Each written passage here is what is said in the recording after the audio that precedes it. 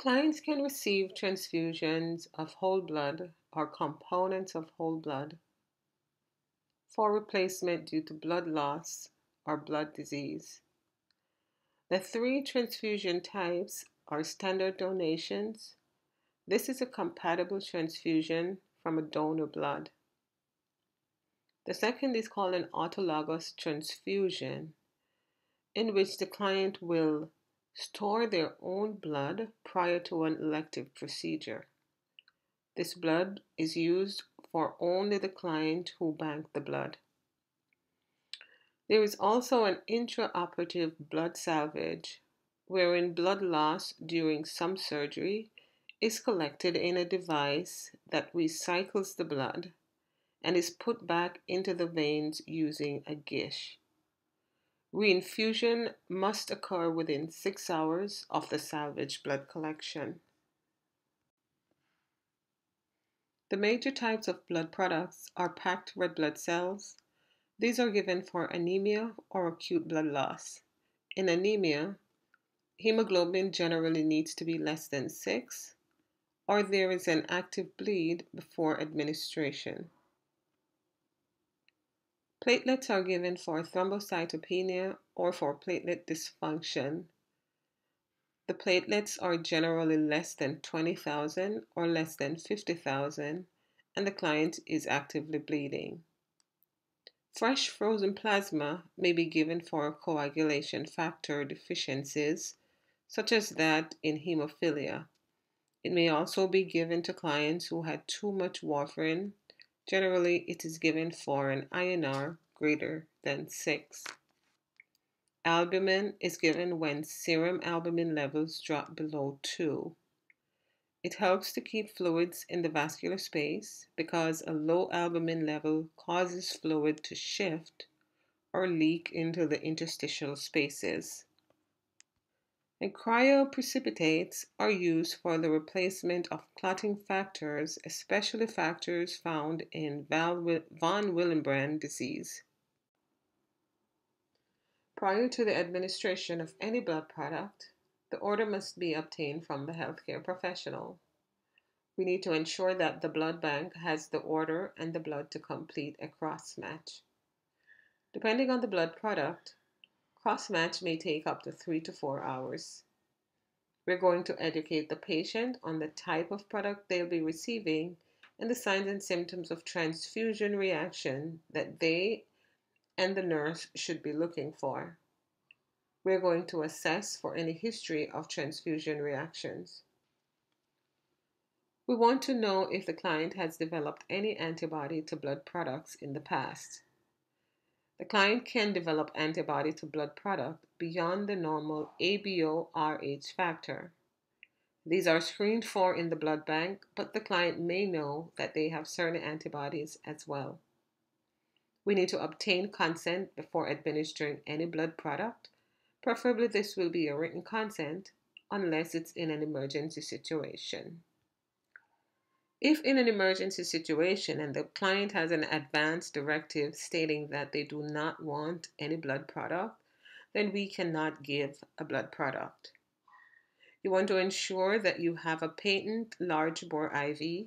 Preferably the IV will be a gauge 22, but you can give the blood product through an 18 or a 16 gauge if need be.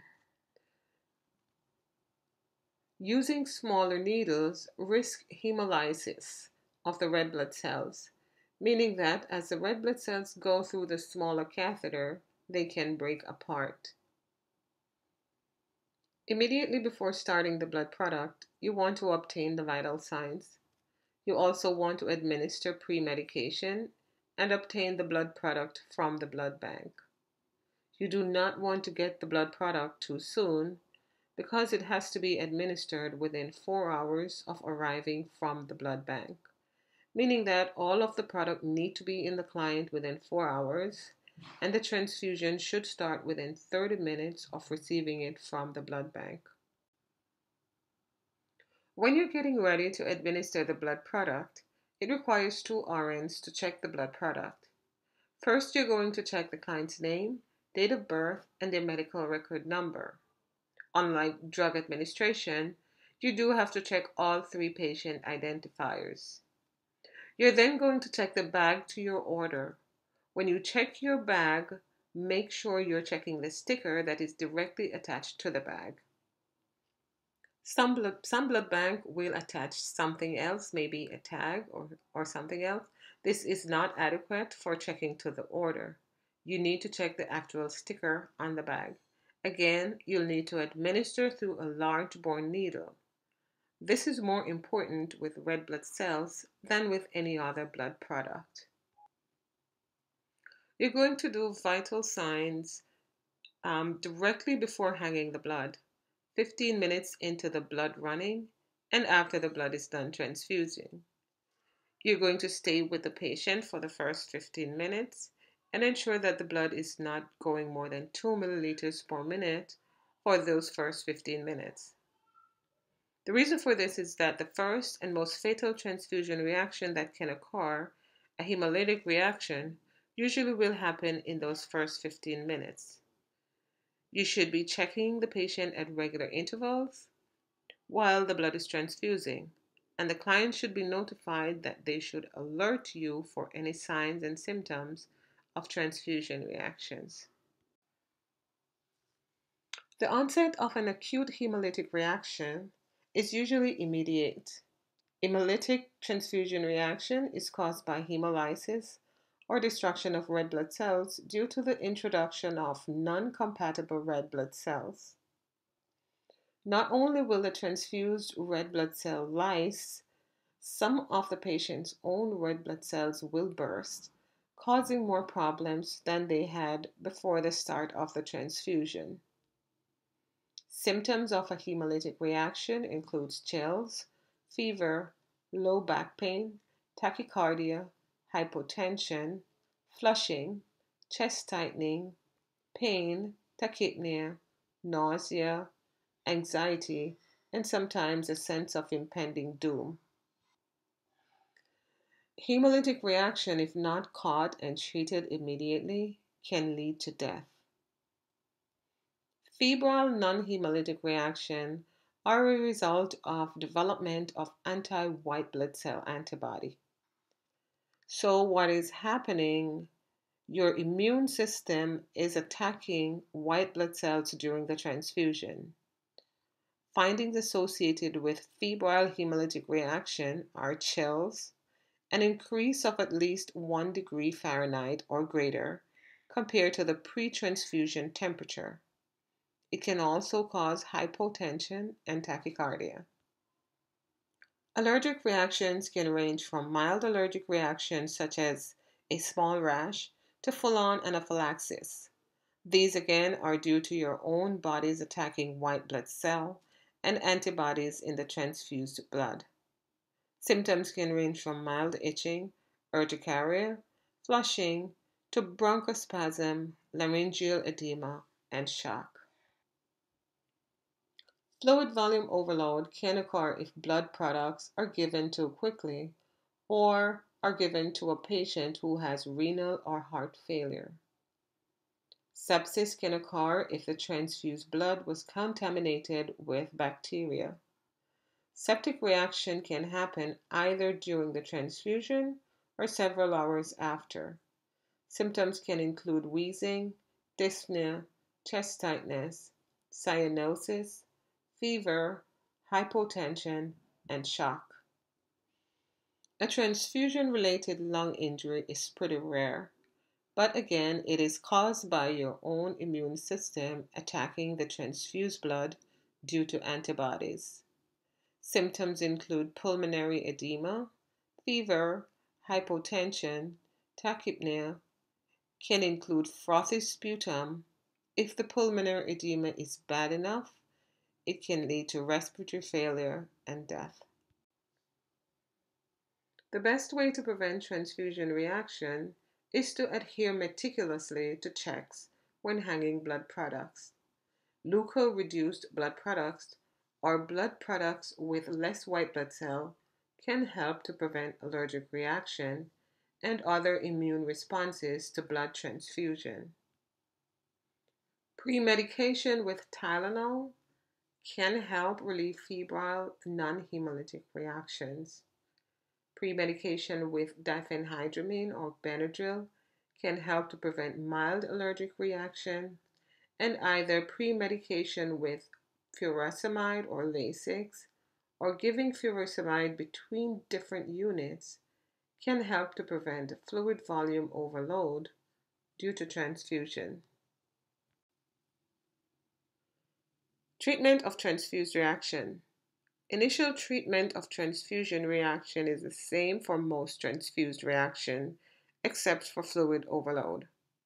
First thing to do if there's a reaction is to stop the blood. As long as the reaction is not fluid volume overload, we're going to run normal saline in wide open through clean tubing. The diagram to the right is what blood setups used to be, where blood is going through a Y site. So blood would come in from the left-hand tubing and saline coming in from the right-hand tubing. What would happen during a transfusion reaction? The blood would be stopped at the upper roller clamp and initiate the saline. What happens is that all the blood that is in the chamber and in the tubing gets infused into the client. So the thing to do is to stop the blood entirely and start normal saline through different new tubing. The normal saline should be ran wide open. Vital signs should be obtained, and the healthcare professional should be called immediately. If unable to get hold of the healthcare professional immediately, go ahead, call a rapid response. If the transfusion reaction is allergic in nature, antihistamines and corticosteroids may be given. If it's severe enough, epinephrine may be given. If it's a simple febrile non-hemolytic reaction, most likely you'll give an antipyretic. If the transfusion reaction is septic in nature, you're going to get a set of blood cultures and initiate antibiotic with the order from the doctor. If it's due to circulatory overload, we're going to most likely go get some order for a diuretic. Anemia is basically too little red blood cells or red blood cells that don't function properly. Anemia is measured by hemoglobin and hematocrit. Because red blood cells transport oxygen to the tissues, anemia can result in tissue hypoxia, and the degree of tissue hypoxia can depend on the degree of the anemia. Anemia can have many causes, and one or more factors may contribute to anemia. Blood loss can occur due to acute trauma, GI bleed, chronic hemorrhage, colorectal cancer, stomach or duodenal ulcer. Liver disease can also cause anemia due to blood loss. Anemia can occur due to a decrease in red blood cell production. Some of the causes of this are iron deficiency, vitamin B12 deficiency, which can be caused by decreased B12 in the diet, or decrease in the intrinsic factor, which allows us to use the B12 that is in our diet. Folic acid deficiency can also cause decreased red blood cell production.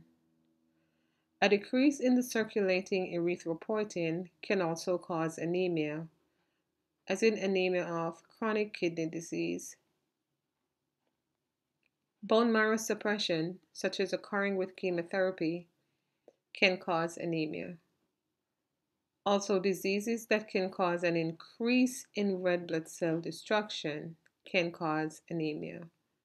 Some of these could be causes such as sickle cell disease.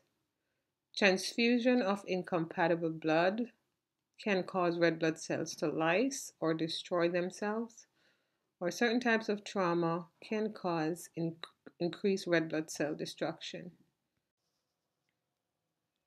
The clinical manifestations of anemia are caused by the tissue's response to hypoxia.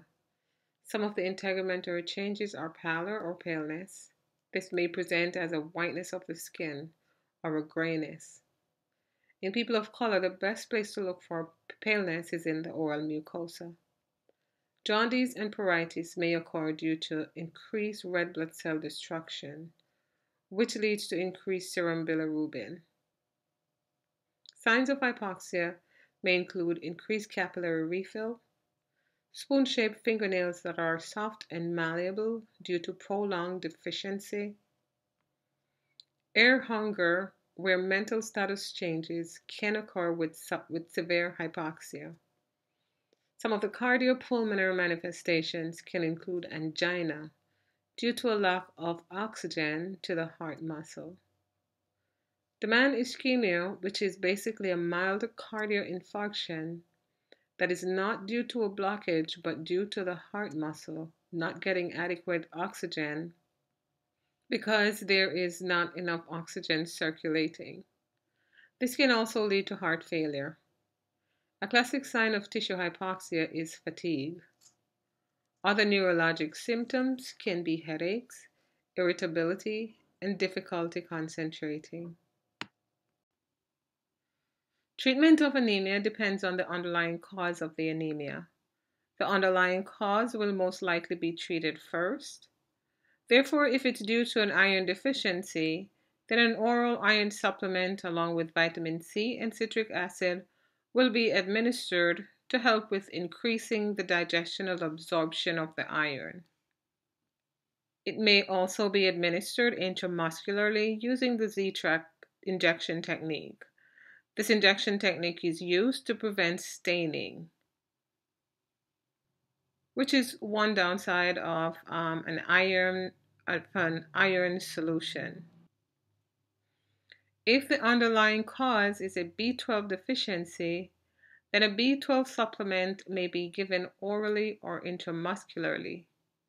If there is a problem with B12 absorption through the GI tract, then the B12 will be administered using an IM injection. Folic acid is generally given, PO, if the underlying cause is a folic acid deficiency. Epoetin, also known as Epogen or Procrit, can be given for decreased erythropoietin.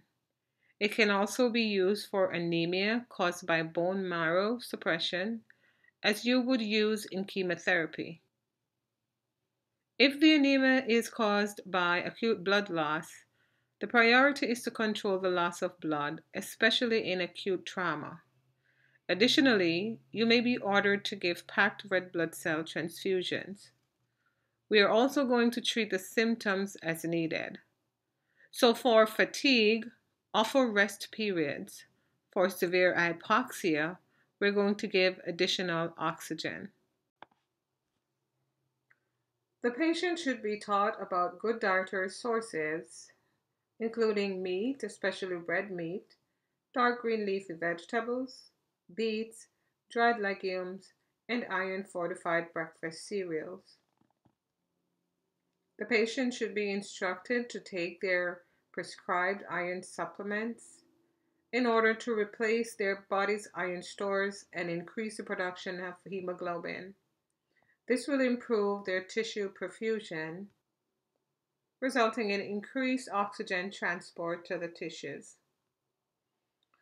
Teach the patient about the side effects of iron supplements. These can include constipation, diarrhea, nausea, or abdominal discomfort. The patient should report any of these side effects to their healthcare provider as soon as possible. Also, make the patient aware that their stool will appear with a green color, a dark green color.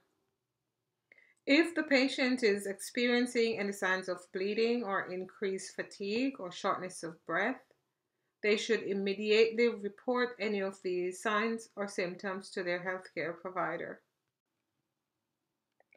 Thrombocytopenia is a decrease in platelet counts. It is defined as a reduced number of platelets below the average range of 150,000 units per liter. It is not a disease, but rather a complication of other disorders or a syndrome as a result of other events occurring in the body. For example, hemophilia and von Willebrand diseases interferes with other clotting factors and leaves the patient at risk for bleeding. Common causes of thrombocytopenia are autoimmune destruction of platelets. There is thrombotic thrombocytopenia purpura, which is where the body uses up all the platelets used to cause a clot, meaning that the circulatory platelets are now decreased. Heparin-induced thrombocytopenia is a low platelet count due to heparin therapy, and bone marrow suppression, such as chemotherapy and other medications, can cause thrombocytopenia. Clotting disorders such as hemophilia and von Willebrand diseases are caused by genetic malformation of one or more genes. These genetic disorders lead to defective, deficient, or absent clotting factors, meaning the clotting factors don't do their jobs properly. They are not available in sufficient quantity, or they're totally absent. These clotting disorders can range from mild to severe. Clinical manifestations of thrombocytopenia and the other clotting disorders are similar. They include bleeding, which can be mild bleeding such as bleeding of the gums, to severe hemorrhage.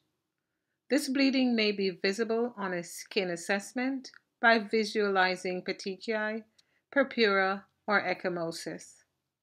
Other signs of bleeding and/or hemorrhage include bleeding in the urine, bleeding in the stool, coffee ground emesis, and dark tarry stools, plus others.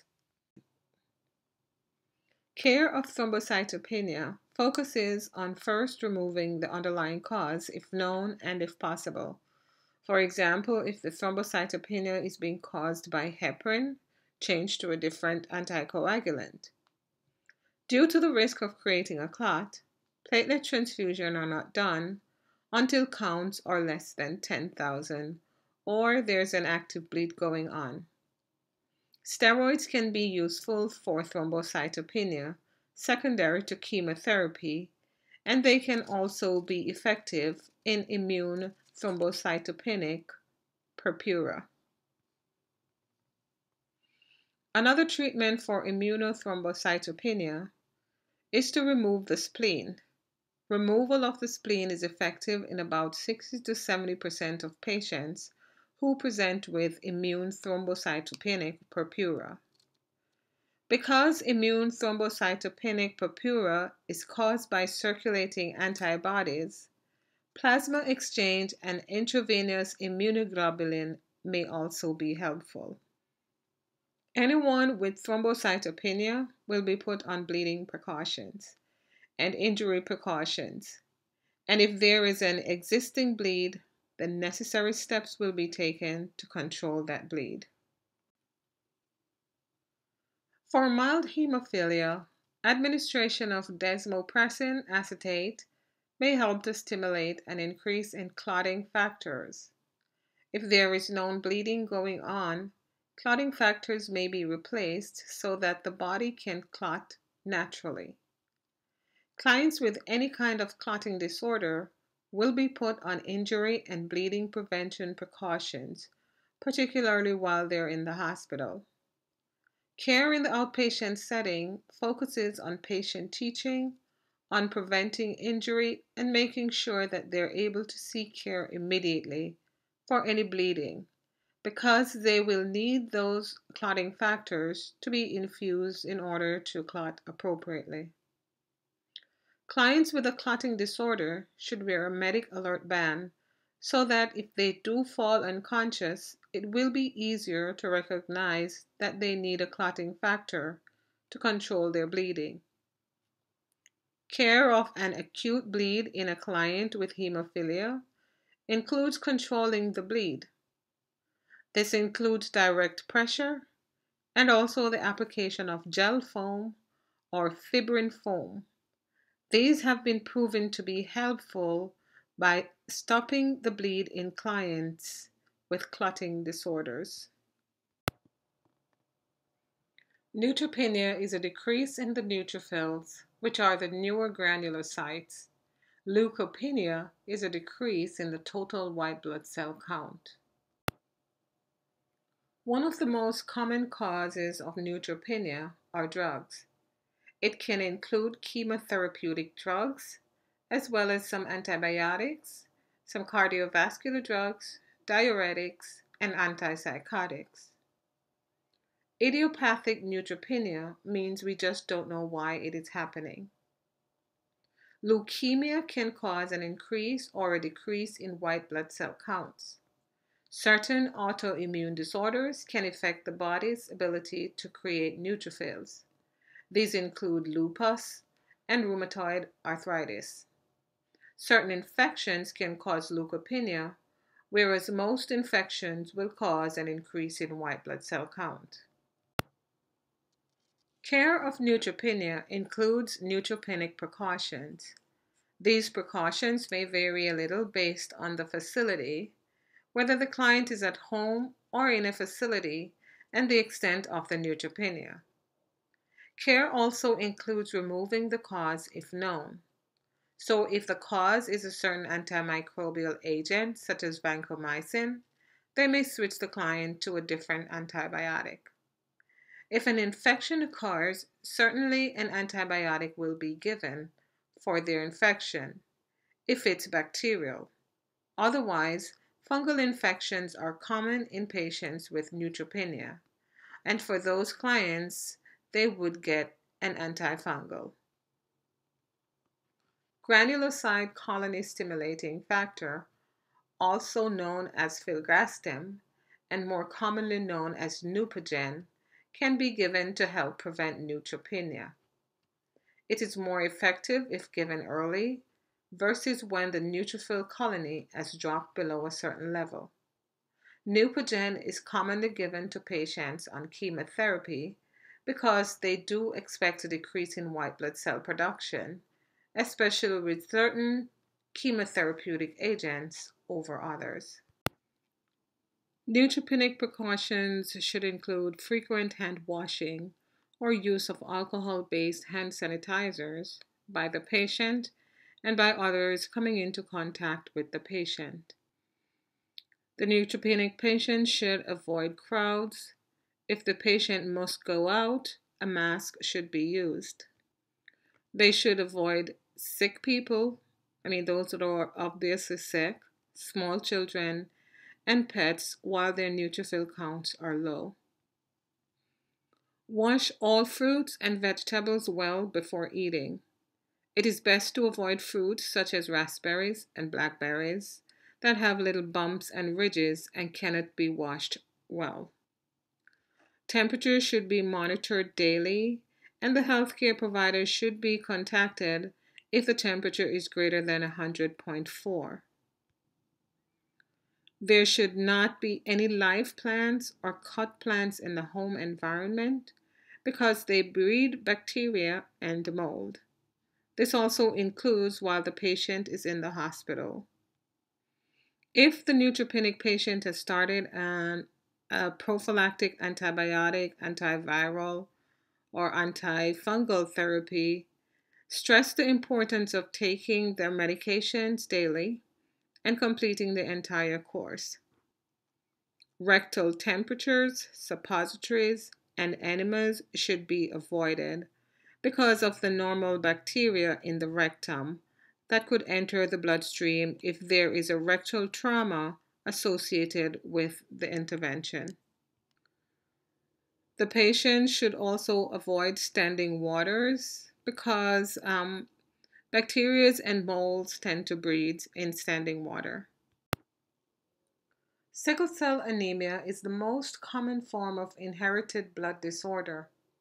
The sickle cell trait is a genetic mutation that must be present in both parents in order for it to manifest in their offspring. Sickle cell disease is a disease that causes the red blood cells to change shape from a normal round shape to a crescent moon or sickle shape. The diagram shows on the right a normal round blood cell, and on the left is a sickled red blood cell. Sickle cell disease is a genetic disorder of hemoglobin. A normal red blood cell is extremely malleable and is able to squeeze through minute capillaries to deliver oxygen. In sickle cell disease, the red blood cell goes through morphologic changes when it is exposed to decreased oxygen. They become elongated and stiff and loses their flexibility. Because they've become so stiff and fragile, they break apart or go through hemolysis as they pass through the capillary beds. This results in congestion and clumping in the capillary beds and the formation of thrombi. Localized hypoxia will result. Sickle cell disease is most common in patients who are of African descent. The condition actually serves an evolutionary biologic purpose. Patients with sickle cells are less likely to feel the effects of malaria. It is believed that the disease took hold in Africa because it did have protective effects against malaria. This diagram is showing sickled cells moving through a capillary and forming a thrombus. Clinical manifestation of sickle cell disease varies from person to person. However, the hallmark sign of a sickling event is pain. Pain can happen in any body tissue, but is most likely to occur in the chest, the extremities, back, and abdomen. Just as diabetes can cause damage to any tissue that is highly vascular, so can sickle cell disease. For that reason, it can cause renal damage, liver damage, damage to the spleen.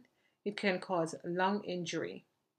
It can also cause a myocardial infarct due to microvascular ischemia, and it can also cause an MI due to demand ischemia, meaning that the heart muscle is not getting enough oxygen because the red blood cells are being broken down too quickly. Heart failure can occur secondary to pulmonary hypertension. Clients with sickle cell disease are at a high risk for thrombosis. This can result in DVTs, pulmonary emboli, and thrombotic stroke. Sickle cell disease can also cause stasis ulcers of the extremities primarily. It can cause joint pain and swelling, and osteonecrosis, meaning that the bone dies. In men, it can cause priapism, which is a painful erection lasting greater than 4 hours. In children, sickle cell disease is not manifested until after 6 months of age because the infant is protected by an increased level of fetal hemoglobin in the first few months of life. Long-term organ ischemia can lead to growth and developmental delays. The child with sickle cell disease may be smaller than his or her peers. Puberty, with its secondary sexual characteristics, may be delayed, including late menstruation in females. Repeated episodes of crisis and infarctions of the bone can lead to uneven development of fingers and toes. This is known as hand-foot syndrome, which is characterized as swelling of the dorsal surfaces of the hands and feet, causing pain. Sickle cell disease is exacerbated during pregnancy because of the increased demand on the body. Death is usually the result of CVA, infection, or long-term organ system damage. Nursing care of sickle cell crisis is not difficult, but rather pretty simple. Oxygen is given so that the effective hemoglobin that is still circulating can help to oxygenate the tissues. Fluids are given to decrease blood viscosity and to help prevent renal dysfunction. Pain meds should be administered to the patient in sickle cell crisis, and these pain meds should be delivered via a PCA pump so that the client can self-administer their pain medication.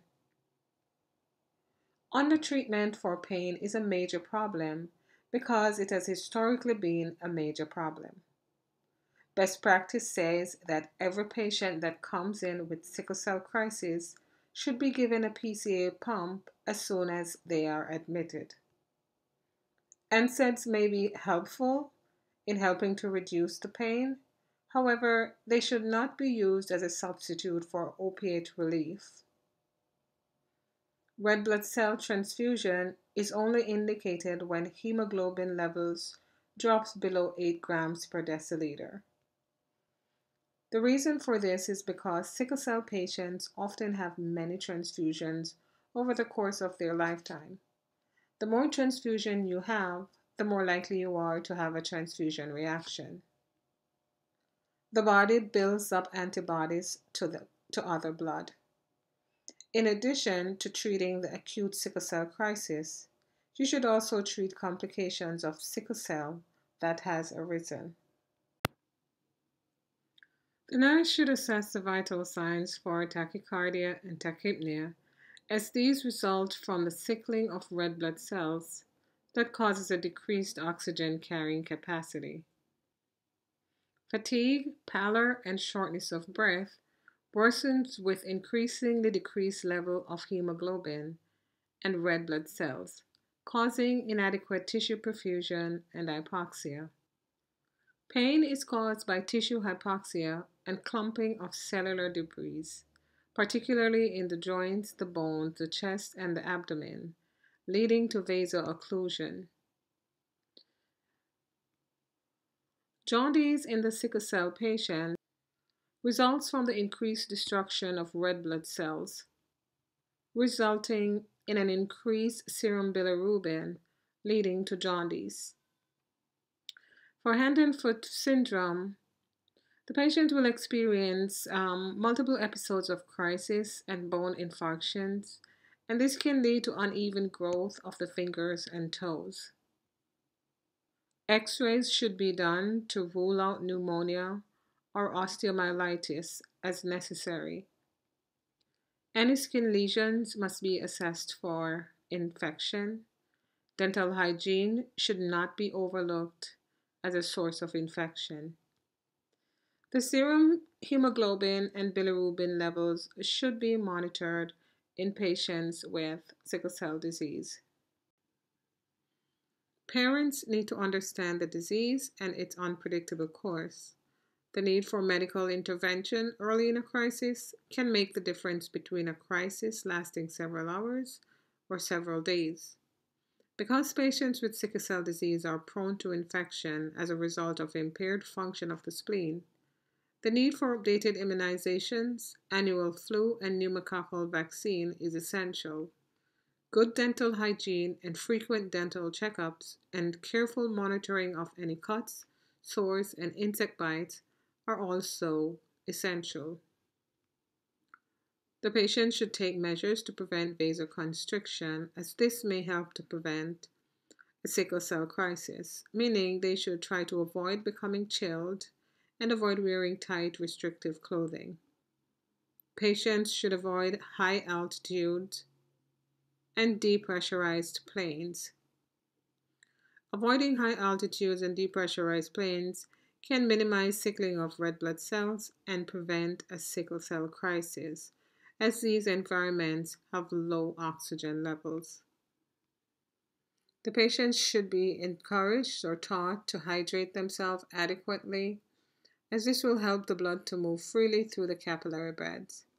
Avoid overexertion. It is important for the patient to take frequent rest periods when they're tired to avoid undue stress on the cardiovascular system. They should maintain activities of daily living within this prescribed limitation, meaning the patient should try to live as normal a life as possible. Teach the patient about genetic counseling. Because sickle cell disease is an inherited disease, genetic counseling is recommended for all individuals with sickle cell disease or the sickle cell trait. Patients should be made aware of complications with fetuses, for example, gestational hypertension, low birth weight, preterm labor, spontaneous abortions, and stillbirths are still high because of an increased oxygen demand during pregnancy. And patients should also be taught about the increased risk for sickle cell crisis during pregnancy because of an increased demand of oxygen. These individuals should be monitored closely because they have a high risk for maternal and infant mortality.